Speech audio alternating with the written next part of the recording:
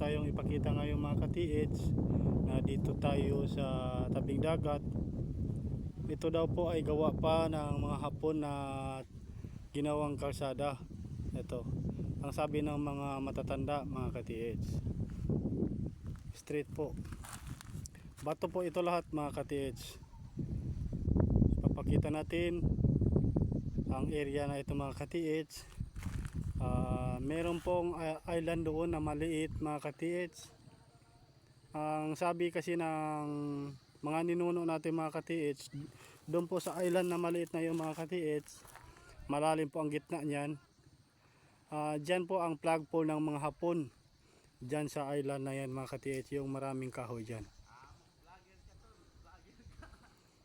Pero hindi na pwede natin pasukin mga ka-TH, kaya meron pong ito may-ari, hindi tayo pwedeng pumasok doon.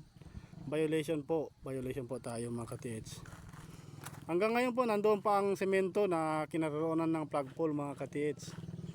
Ito mga ka-TH, oh, napakaganda mga ka-TH. Ito. At doon po sa dulo niyan mga ka-TH, meron pong mga tambak-tambak na mga kahoy mga ka-TH. Doon sa dulo nito mga ka-TH. Kaya puntahan natin mga ka-TH para makita natin ang mga nakakamadang kahoy sa ilalim mismo ng mga buhangin mga ka-TH.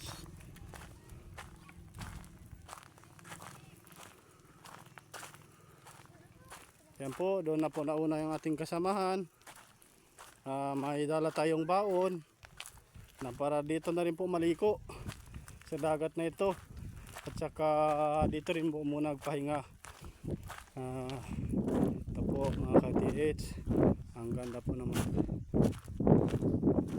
Ang tawag sa amin po ito Bakkawan. Yan.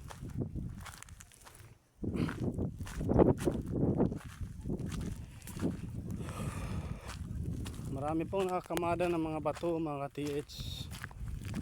At saka dito daw po mismo sa ilalim ng dagat na ito mga ka-TH, meron pong malalim dyan. Kaharap po ng island na yan mga ka-TH, meron pong box, nag-iisang box dyan po sa ilalim ng dagat. Pero marami na pong sumubok dyan na sisirin nila na kunin ang box mga ka-TH. Problema mga ka-TH, meron pong tagabantay dyan na meron pong malaking isda. Kaya hanggang ngayon mga ka-TH, wala pong nakakuha dyan. Maliban na lang na baka mayroong mga ninja. Mga ninja mga ka-TH, yung mga mapera. Tayo po, wala po tayong kakayahan na para kunin ang nakatagong kayamanan dyan. Dahil wala po tayong mga kagamitan. At saka makatakot po. Dahil mayroon pong malaking isda dyan na malaki pa po sa drum.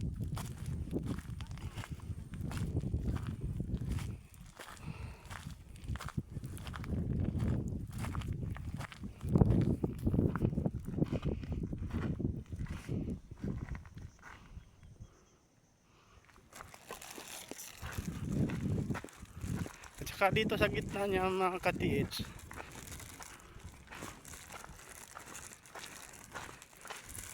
meron pong semento dito mga ka-TH.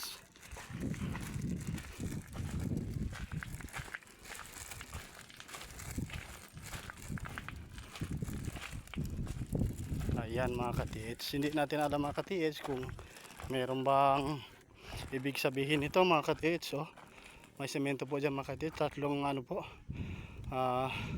tatlo po mga ka-TH. Ayan.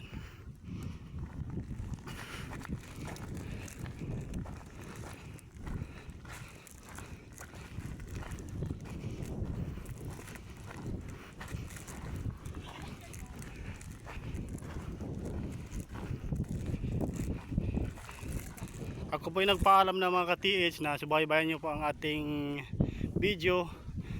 Susunod na video mga ka-TH, mag-subscribe na kayo mga ka-TH para lagi kayong update sa ating mga ina-upload na mga video mga ka-TH.